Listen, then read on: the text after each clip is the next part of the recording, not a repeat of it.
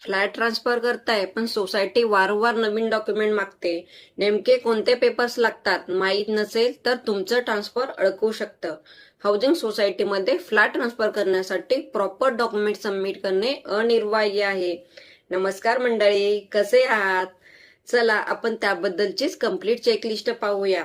सर्वात महत्वाचं डॉक्युमेंट म्हणजे स्टॅम्प ड्युटी आणि रजिस्ट्रेशन फी भरलेलं रजिस्टर अग्रीमेंट फॉर सेल किंवा सेल डीडची कॉपी. अपेंडिक्स 20(1) म्हणजे सेलर कडून शेअर ट्रान्सफर करण्यासाठीचे इंटेन्शन नोटीस. अपेंडिक्स 20(2) म्हणजेच परचेसर कडून ट्रान्सफर साठीचं कन्सेंट लेटर. अपेंडिक्स 21 म्हणजे सेलर कडून शेअर ट्रान्सफर करण्यासाठीचे अप्लिकेशन. अपेंडिक्स 23 म्हणजेच प्रपोज्ड परचेसर कडून सोसायटी मेंबरशिप साठीचे अप्लिकेशन.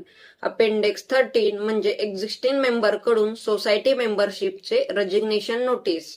अपेंडिक्स 3 म्हणजेच प्रपोज्ड परचेसर कडून नो चेंज ऑफ युजर म्हणजेच अंडरटेकिंग. ट्रान्सफर प्रीमियम चार्जेस किती लागतात हा प्रश्न तुम्हाला पडला असेल ना? तर जर महानगरपालिका असेल तर 25,000, वर्ग नगरपालिका असेल तर 20,000, वर्ग नगरपालिका असेल तर 15,000, वर्ग नगरपालिका असेल तर 10,000 आणि ग्रामपंचायत असेल तर 5,000.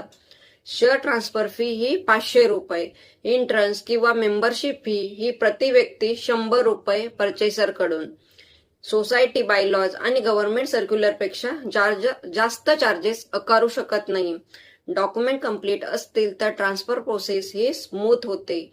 रूल्स माहीत असतील तर अननेसेसरी डिले आणि इलिगल चार्जेस टाळू शकता. अशा सोसायटी रिलेटेड माहितीसाठी अलदार अँड असोसिएट या इंस्टाग्राम पेजला नक्की फॉलो करा. माहिती आवडल्यास नक्की लाईक करा. धन्यवाद.